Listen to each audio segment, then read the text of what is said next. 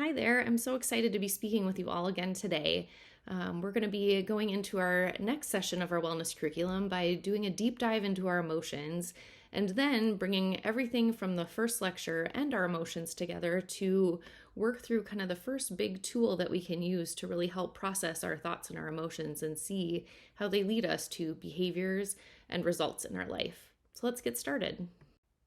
All right. As we think about our emotions, I think it's always great to start with a definition because I think it really helps us with our understanding of what we're really talking about. So, as we start to explore our emotions, I've listed a couple of definitions here for you. The first being from Oxford Dictionary, which describes emotions as a natural instinctive state of mind that derives from one's circumstances, mood, or relationship with others. And we can see that this is an instinctive or intuitive feeling as distinguished from reasoning or knowledge. When we look at Merriam-Webster's definition, they describe it as a conscious mental reaction, subjectively experienced as a strong feeling, usually directed toward a specific object and typically accompanied by physiologic and behavioral changes in the body, so a state of feeling, and the aspect of consciousness or feeling. And then further describe feeling as this emotional state or reaction. So when we explore this a little more, we realize that these emotions are really that's something that arise in our mind, so probably following a thought, that is then experienced in our body, which is really the feeling. And I think that brings up a good point that we often use these words, emotions and feelings, interchangeably, but they each are defined a little bit differently, though often related to one another. So I think it's important to note here that thoughts in our brain trigger chemical responses. These chemical responses lead us to feeling or experiencing whatever emotion we have. And it's really just a part of being human and our human experience to live and feel our emotions. What we then understand is that our emotions really just are chemical reactions and are a normal part of our physiology and therefore are not harmful to us. But I think what's important to note here as well is that sometimes the feeling we get from certain emotions can be very similar to other emotions. Some that we may seem as positive or negative can feel very similarly in our body. An example of this would be fear, right? We get that release of adrenaline, leads us to this emotion of fear. We notice our heart rate and blood pressure, respiratory rate are increased. We heighten our senses. Now, at the same time, we get a very similar response when we experience excitement. Our heart rate, blood pressure, respiratory rate can go up. We can have heightened senses, but we feel very differently in that emotion. So something more that we can start to think about there. So if our emotions really just are responses to our thought and this chemical reaction to whatever we're experiencing, why do we try to avoid them? Well, because these physical sensations can sometimes be really uncomfortable, and humans dislike discomfort. As we talked about in our previous lecture, we like to go towards those feelings of ease and comfort and safety and security. And so sometimes these emotions bring up feelings in our body that we really just don't appreciate. And so it's easier to try to push them away or to try to not feel them because we really want to prevent that physical sensation being felt. And so I think, again, it's important to mention here, because these really are just chemical reactions in our body that we're feeling in response to a thought and are bringing about a certain emotion, we need to realize that they can't harm us. Yes, it may feel uncomfortable. It may be something that we don't enjoy, but there really won't be any harm that comes to us, even if it brings about some of those sensations that we don't enjoy. So how do we work through this? Well, we start by identifying what we're feeling, welcoming that, saying, okay, I see you, fear. This is what I'm having here. And then feel it in our body. Okay, take a minute. What does this really feel like? What am I sensing? Okay, I know this is just a reaction in my body. I know this is just something that I'm feeling as a response to my emotion. It's okay. I have the power here. And so this really brings about our emotional intelligence. Again, I feel like those definitions can be really useful here. So what do we define emotional intelligence as? It's the ability to recognize, understand, and deal skillfully with one's own emotions and the emotions of others. So we can regulate your emotions, we can show empathy, we can show judgment, and we can make good choices based on what we're feeling by having a deeper connection to understanding our feelings and our emotions in combination and how they play out in our life. And so by doing a deeper dive into these things here, it really brings us to a deeper understanding and a deeper EQ that can be really useful as we work through a lot of challenges in our life. So here, I just want to point out that we have so many different emotions, and this list is much longer than the ones I have here. This really is just to start, but I want you to recognize that there are many, many more emotions other than mad, sad, happy, anxious, some of those kind of go-to ones that we often describe. And I think it's really important for us to start to encourage ourselves to really explore and give names to what we're really feeling.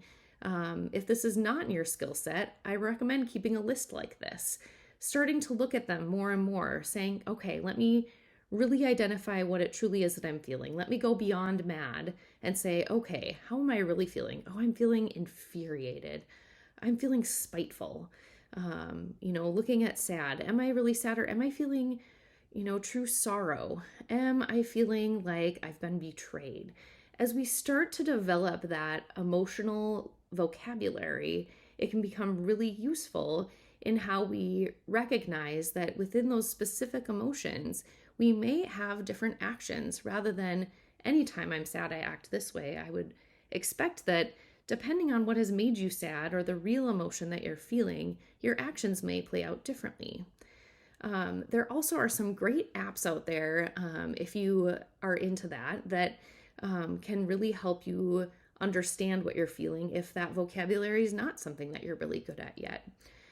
But again, I encourage you to really develop an emotional vocabulary and start to really understand the associated feelings that you have with each of those to strengthen those EQ muscles. Here on this slide, we have more of the positive emotions. Again, you can see we have a nice long list here of different things that we can feel.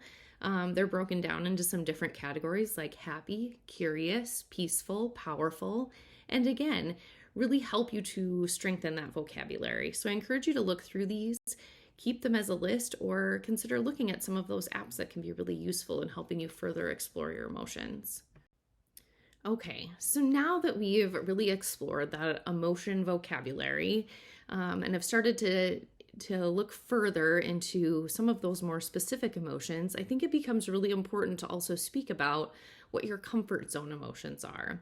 Now, when I say comfort zone, I think people often think about these being your, positive emotions. But what I want to stress here is that we all have comfort zone emotions that are both positive or negative, or that we can define in a variety of ways. Some of them can be enjoyable, some of them can be not enjoyable, but overall become defaults. And so when you think about those emotions that you either enjoy or don't enjoy, where do you find yourself living a lot of the time? For those enjoyable emotions, are you a joyful person? Do you feel like you embody a relaxed type of emotion? For some of those that you don't enjoy, do you find that you get frustrated really easily? Do you become overwhelmed really easily? Do you find yourself slipping into one of those more often than any other? And I think it's important for us to start to review this list because, as we'll discuss further in the later parts of this lecture, what we can find is that sometimes when we are experiencing an uncomfortable emotion, especially one that we may not be as familiar with or may not be as comfortable with, we can then slip into more of these comfort zone or default emotions. And so it can make it really tricky to feel what we're actually feeling. And so it becomes important as we start to get further down that description of, okay, what am I really feeling here? What is the emotion that's associated? Is that emotion one that I am just used to feeling and am now using as a default to avoid that other emotion that I really don't want to feel? Or is it really that is what I'm feeling? Is that the emotion that I'm associating with specifically right now? So take some time, write down your list, see which ones you tend to encounter more often. And then also important to think about the flip side of that. Which emotions do you feel like you often avoid? What are the really uncomfortable things that you don't slip into or that may cause you to follow into one of those default emotions.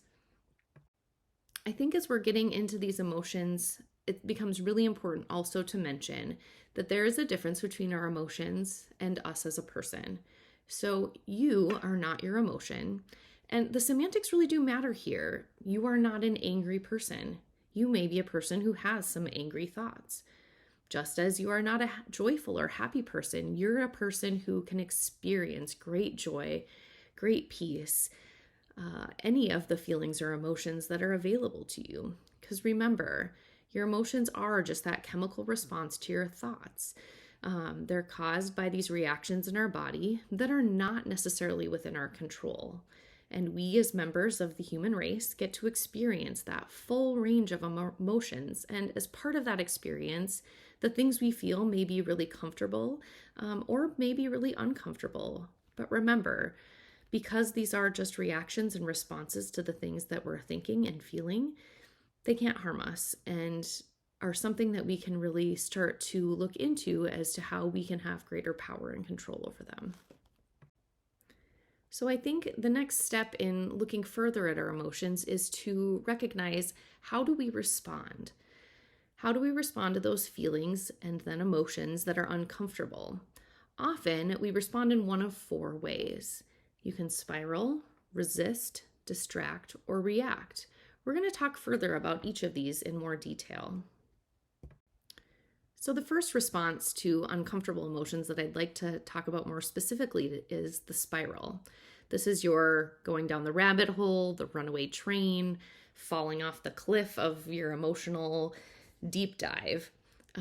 What happens in this type of a response is that our emotion becomes really intensified. We're unable really to reason at this point because we're too deep in those feelings and emotional spirals that we're encountering. What we see here often is that the emotion and the thoughts that we're experiencing can shift as we spiral further and further down, usually leading us at the end to a default emotion. And so when we begin to explore, okay, what is it that I'm feeling right now? What is that emotion I'm experiencing?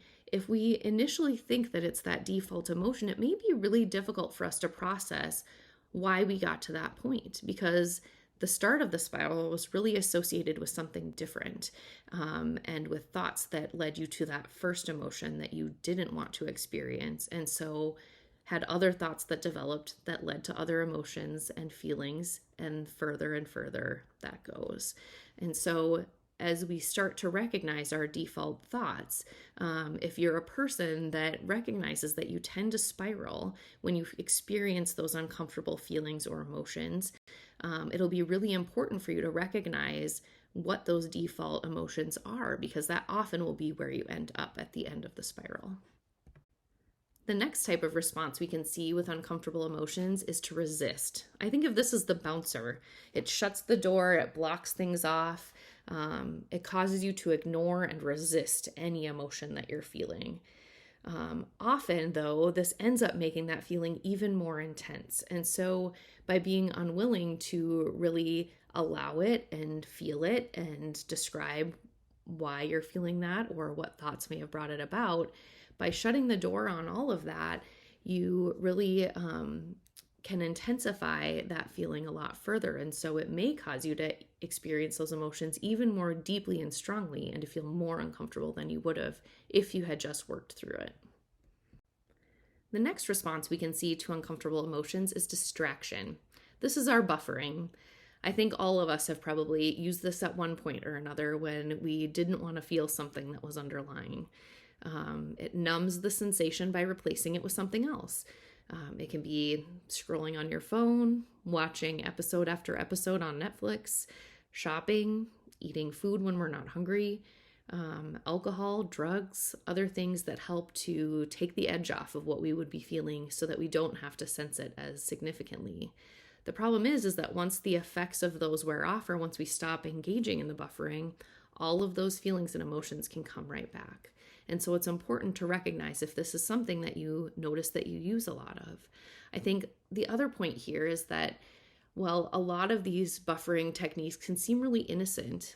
They can evolve into things that can be more serious and can really impact your ability to interact with the outside world or to engage every day. And so I think it's important to recognize if you see yourself using this sort of response technique as a way to avoid processing your emotions.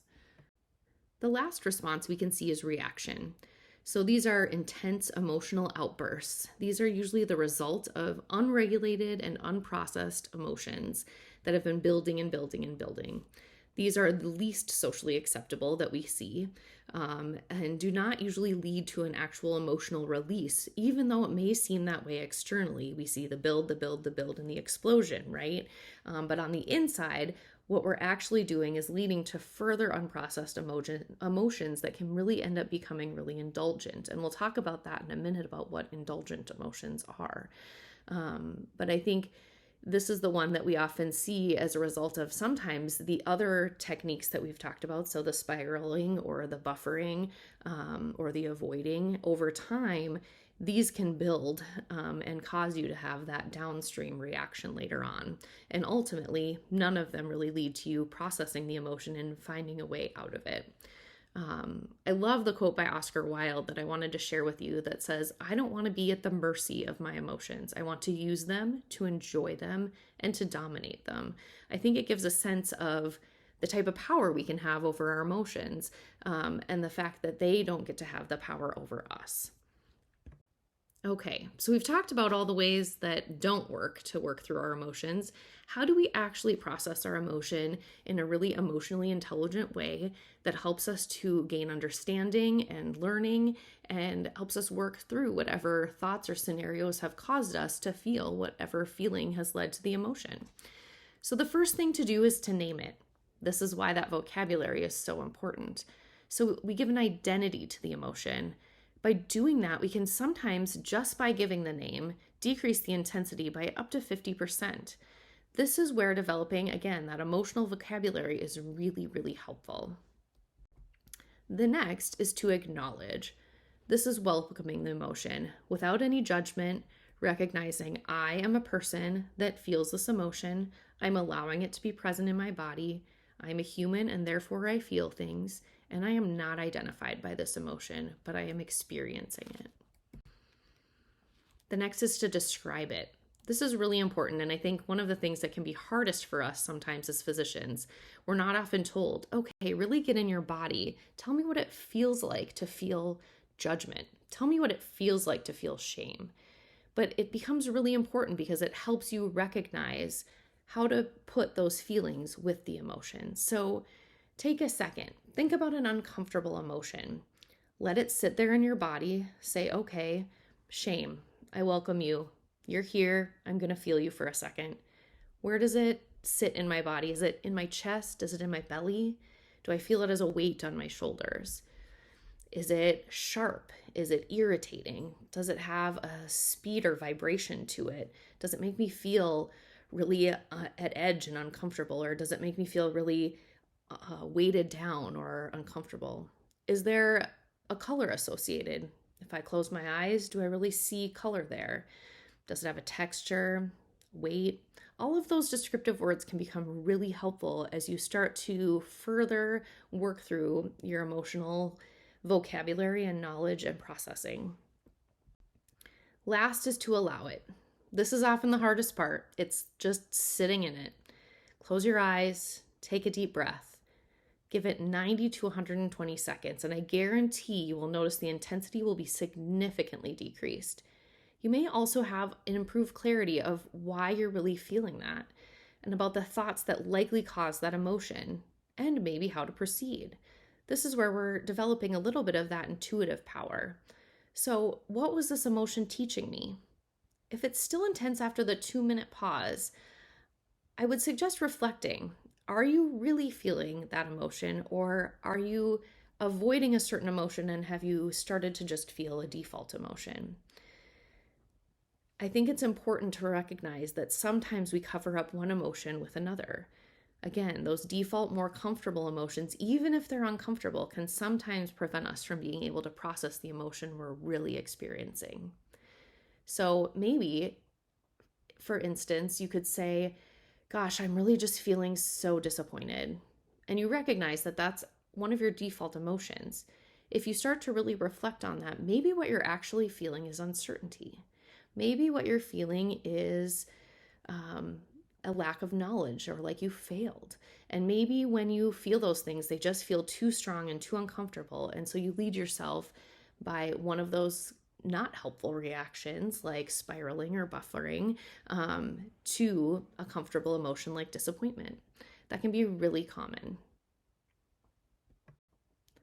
So, what are indulgent emotions? I mentioned that briefly earlier, and here we're going to explore that concept a little bit further.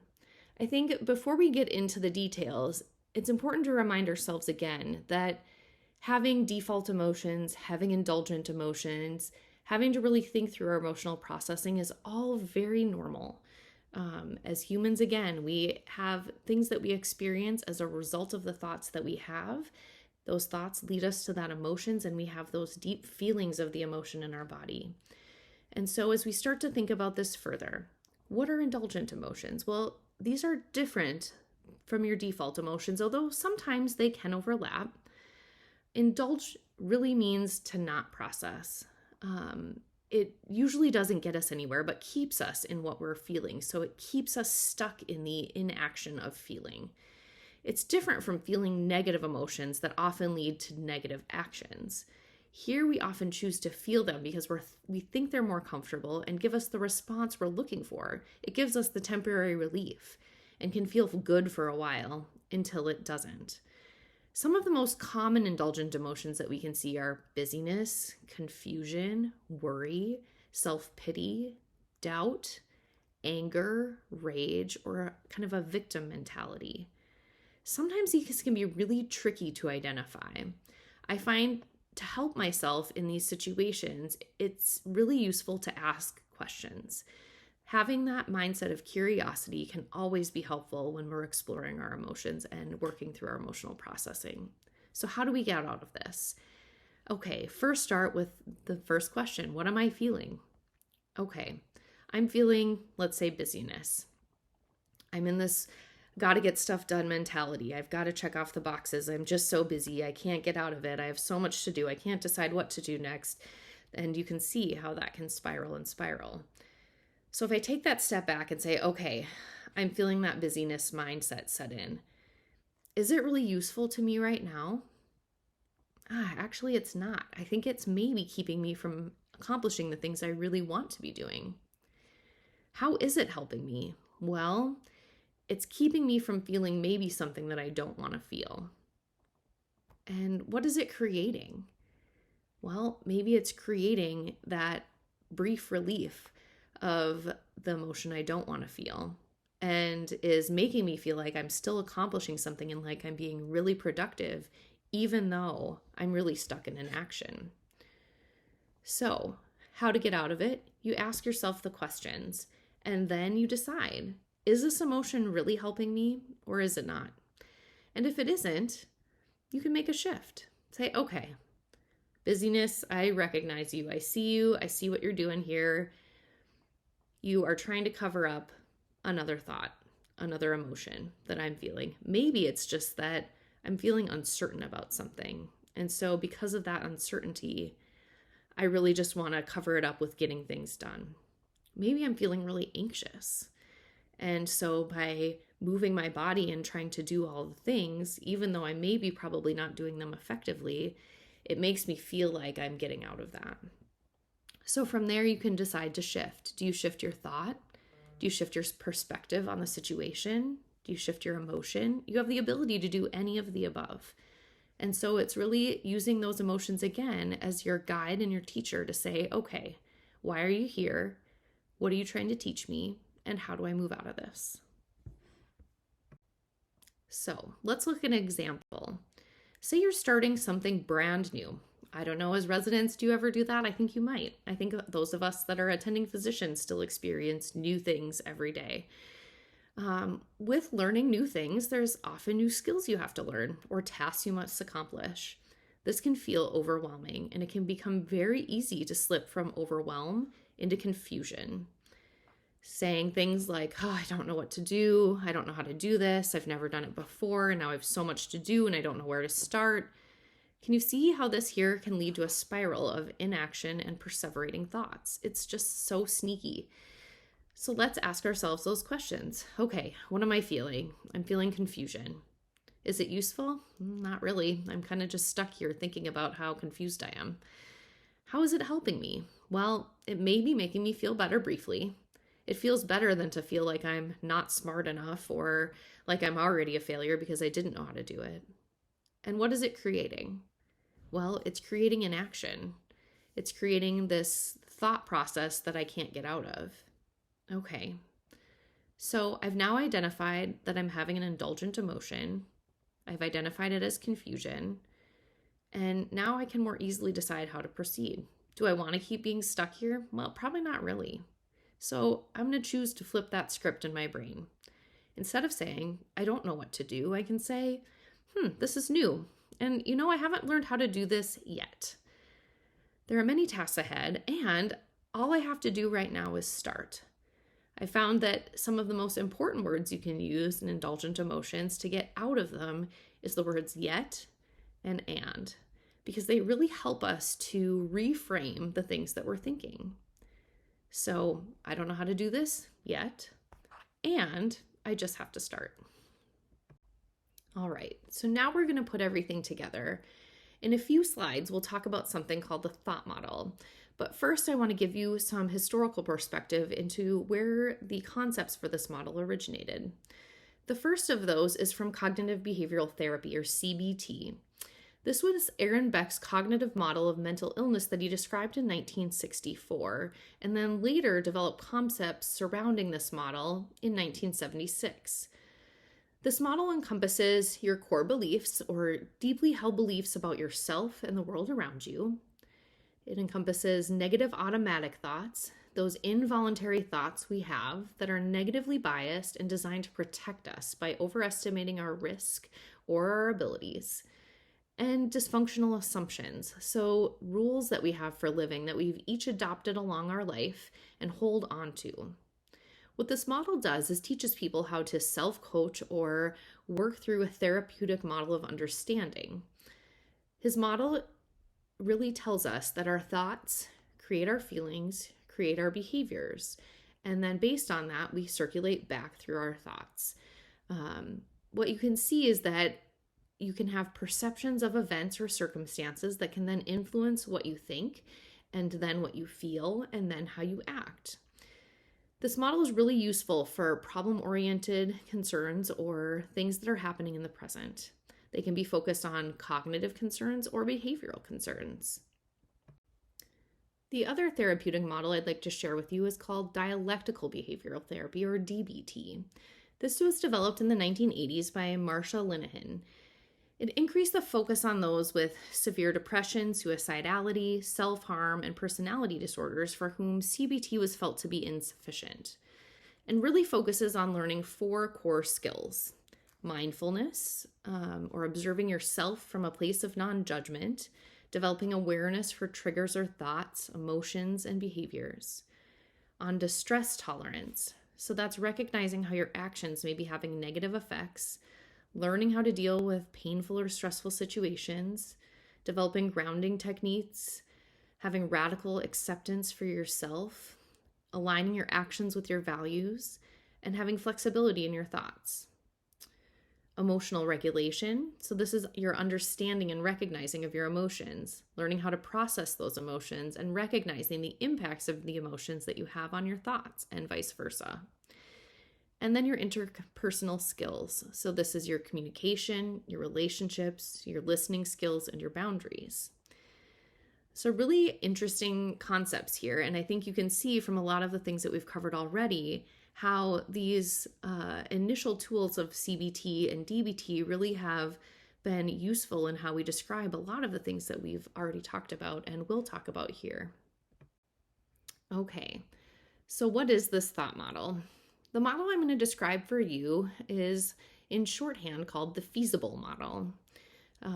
It's considered a tool for Understanding how our circumstances in our life can lead to our thoughts or stories that we tell ourselves can then lead to our emotions, which then leads to our behaviors and the effects of those behaviors and our ultimate legacy and outcomes. I think as we talk about this, I love here sharing one of my favorite quotes from Lao Tzu that says, "Watch your thoughts, they become your words. Watch your words, they become your actions. Watch your actions, they become your habits. Watch your habits, they become your character. Watch your character, it becomes your destiny." I think even from all that time ago to now, this model really hasn't changed. It's really understanding that the words we tell ourselves and to others really have an impact on the things that we think and the stories that we say. That then leads us to having certain emotions. And from our emotions, we act. Those actions or behaviors lead us to certain outcomes. Those outcomes, when repeated over time, will ultimately become our destiny or our legacy. Okay, so let's start at the top of our model. The facts versus the story. What is a fact? A fact is the truth. I think of it as the capital T truth. It's what causes us to then tell a story. But the truth or the fact is unbiased, it's neutral, it doesn't have any assigning of good or bad. We assign those things later based on our thoughts. The truth or facts are outside of our control, they just are. And they can cause a reaction of a feeling or emotion, again, often outside of our control. So what's a story? A story is the truth, or what I like to think about as the lower T truth that we tell ourselves. It's our personal interpretation of the facts. It's often distorted by our own brain's natural responses to keep us safe. It's based on your thoughts, it's based on your beliefs, your values, and ultimately, it's something that can be changed. So let's go through a couple examples to help really solidify the understanding between these two.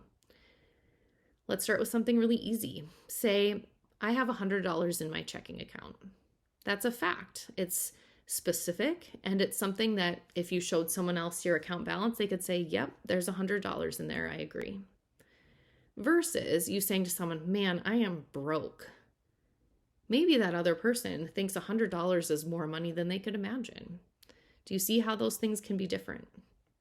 How about another one? Say you have a thought, oh, that patient was so rude to me. Maybe someone who is with you could think the same thing. But there may be others who don't feel that way. What would be the facts in that situation? Okay, let's look further at the patient. Okay, they had surgery today. That's something we can all agree upon. They showed up in the OR, they had a procedure, and then they left. Okay, they had surgery. Everyone agrees. That's a fact. And after their surgery, they had a pain score documented of 7. Again, something specific. Other people can look at it and say, yes, that's exactly the same. So maybe your patient was in pain and reacted in a way because of that you interpreted as them being rude. But maybe it was them feeling like they were in pain. Do you see how those things can be different? Okay, so how does our brain turn those facts into stories? One of the ways it does this is through thought distortions. What are thought distortions? Well, there are certain patterns that our brain can follow in ways that we think about things. And so we'll go through each one and kind of give some examples here. The first one is all or nothing. So what is that? It's pretty descriptive. It means that it's either all in or it doesn't matter. If I don't work out for 30 minutes, 3 days at least this week, then I'm not a person who exercises and I'm not healthy. It's very black or white. It's very yes or no, all or nothing. What's the next one? Perfectionism. I think a lot of us probably identify with this one. It's holding ourselves to others to unrealistic standards of perfection. As an example, if I fail this LP, I am a terrible physician. It's setting ourselves up for unrealistic expectations and unrealistic standards. Should. I don't know if any of you have ever used this word. I call it shoulding on ourselves. It's setting those expectations for things, for people, for ourselves that ultimately sets us up to be disappointed. it often leads us back to those negative thoughts and default emotion patterns. Like, oh, I should be able to do these calls without getting so tired. I should be able to exercise 3 days a week. It sets the bar at a point where we can't always achieve it, and is another way where we can set expectations for others or for things that are outside of our control that ultimately leave us in the disappointment. The rewards. This is where we expect positive things to happen just because we work hard, are good, or do the right things. Like, I should get the highest score on this test because I studied the longest. Again, as you start to see, a lot of these distortions are about our expectations. So there, the expectation is that good things should happen because I did something that I perceive as being good. And so it is what I expect, right? The next one is fairness. This is the expectation that things in life will happen that are equal across people or scenarios. For example, I volunteered to trade calls with that person when they needed help, so when I need help, they should be the first to volunteer for me.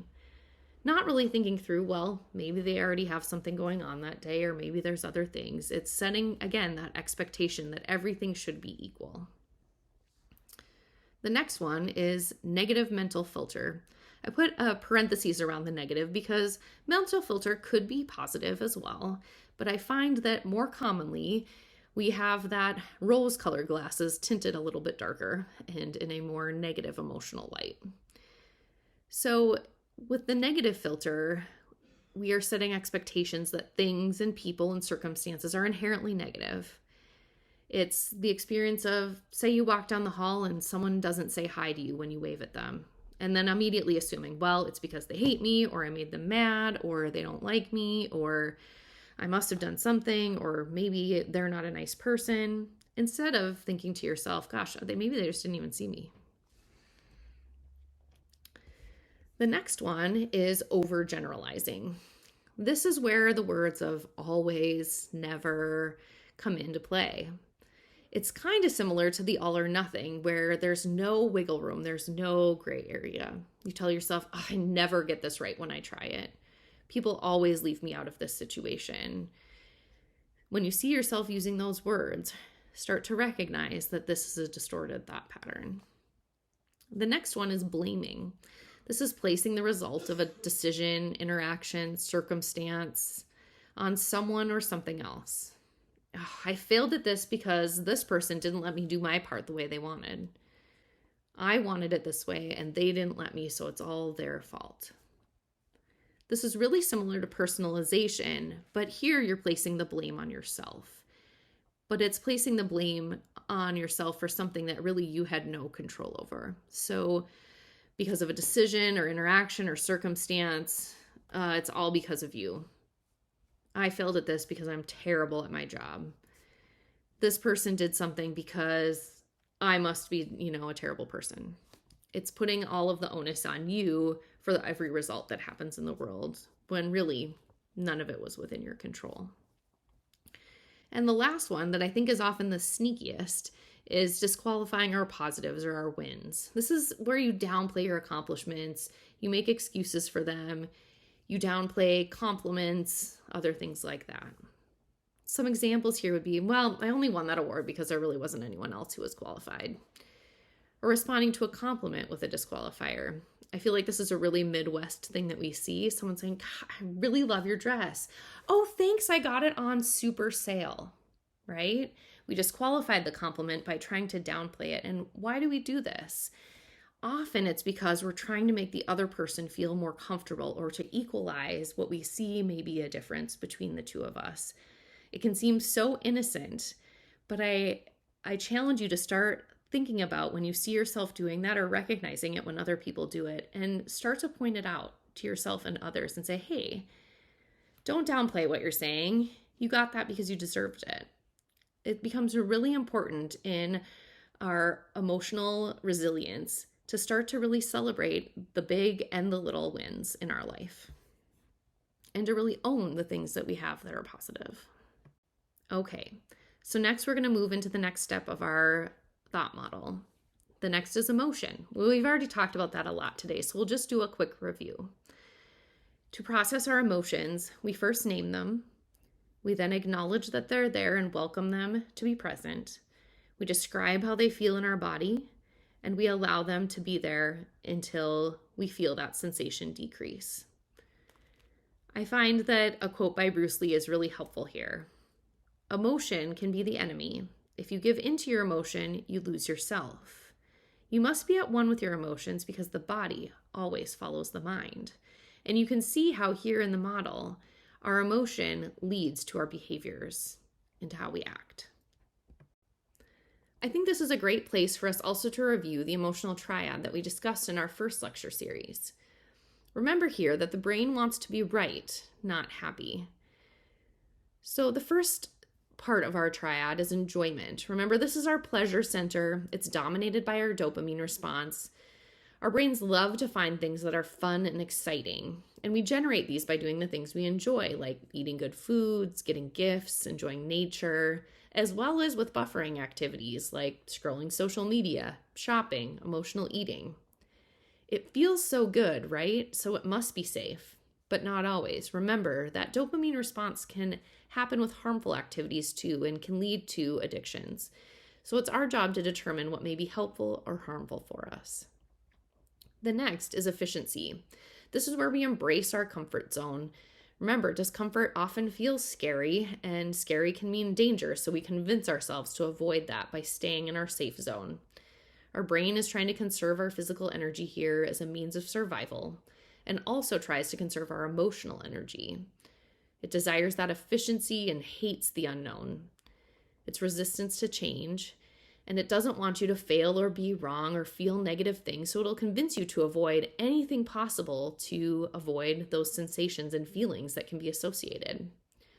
So we have to take a step back here and recognize what may be real versus what is just a perceived danger, and where we actually want to take risks or do something hard. The last is ease. This is our pain avoidance. Remember, our brain wants to protect us in both our physical body as well as our emotional body.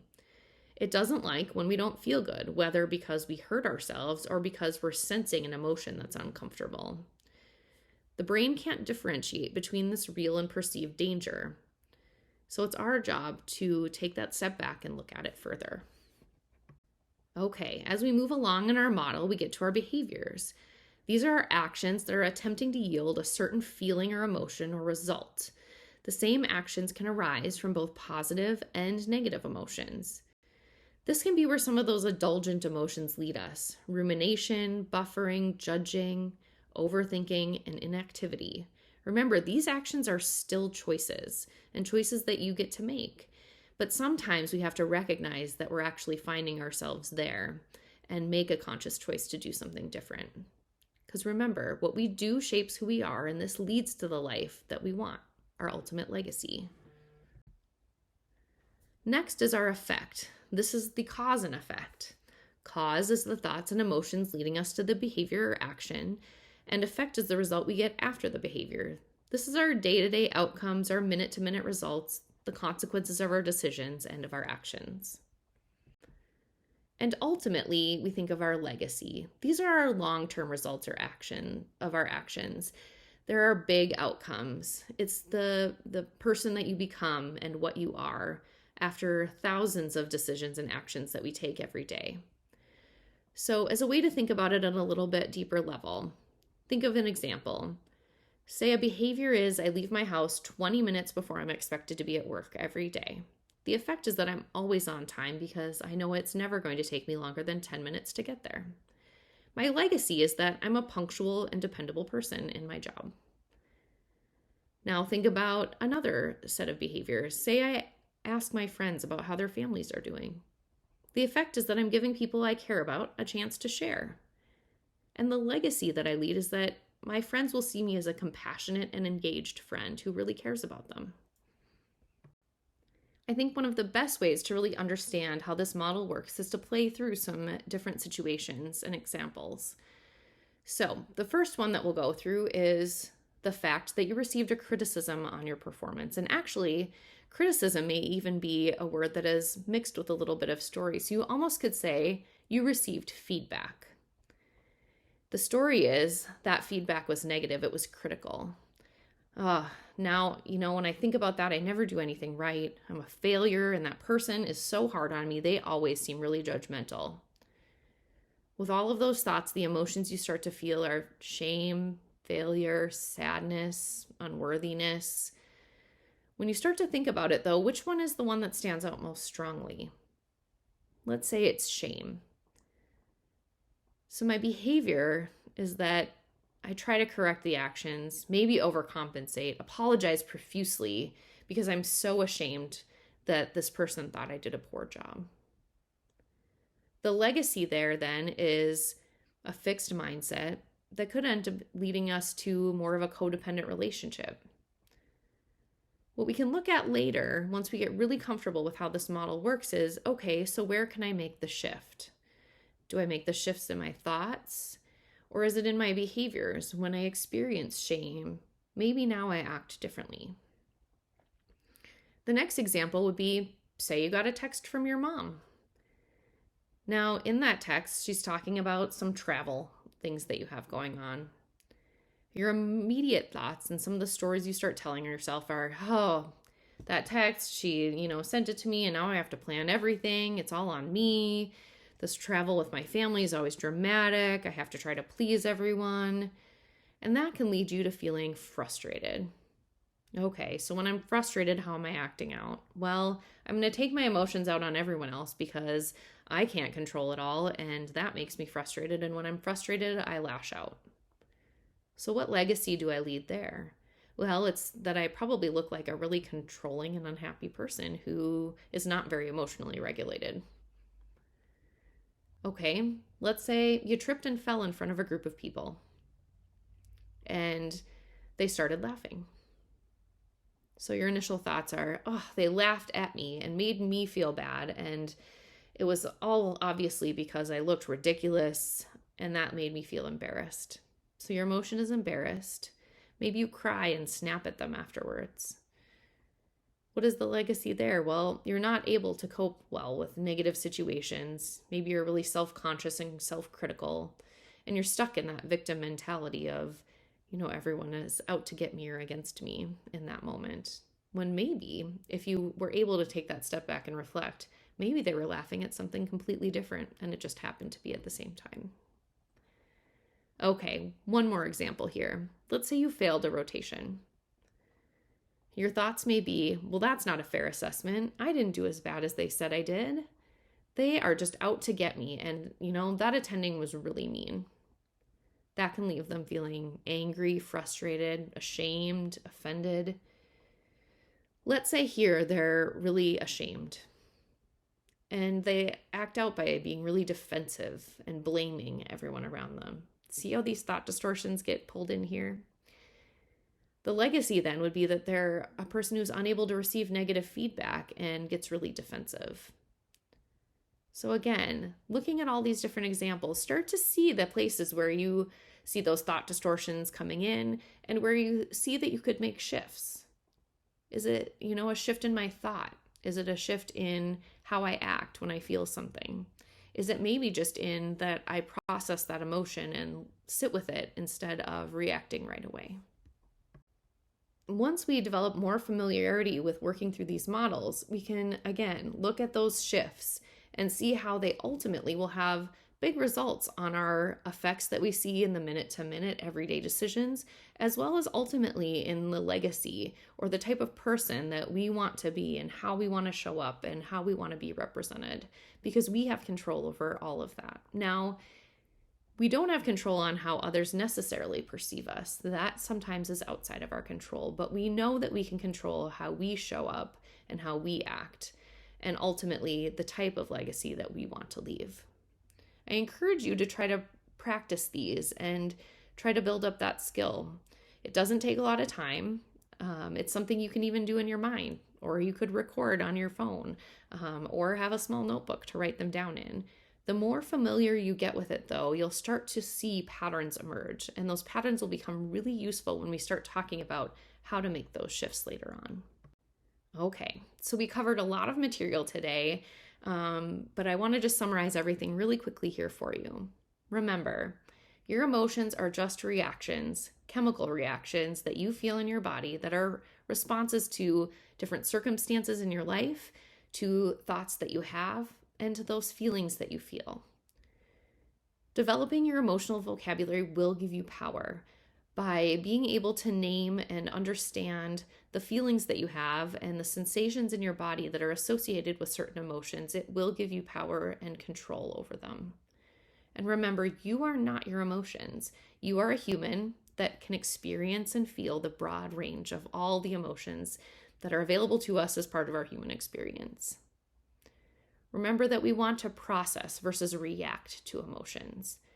Use the name, acknowledge, describe, and allow as our way to work through it. Be aware of your common thought distortions, and in addition to that, your common default emotions and some of your common indulgent emotions, and see how they contribute to the stories that you're telling and to your ultimate legacy. Remember, the biggest thing here is creating the awareness, because with the awareness, you start to recognize patterns and start to see the places that you can really make a big impact in your life. Have a great day. I look forward to speaking with you all again soon.